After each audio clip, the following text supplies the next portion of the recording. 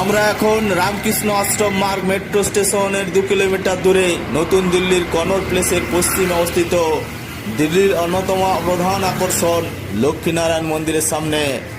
এই লক্ষ্মীনারায়ণ মন্দির বিংশ শতাব্দীর প্রথম দিককার আধুনিক ভারতীয় স্থাপত্যের এক অন্যতম নিদর্শন, যার উদ্বোধন করেছিলেন স্বয়ং মহাত্মা গান্ধী।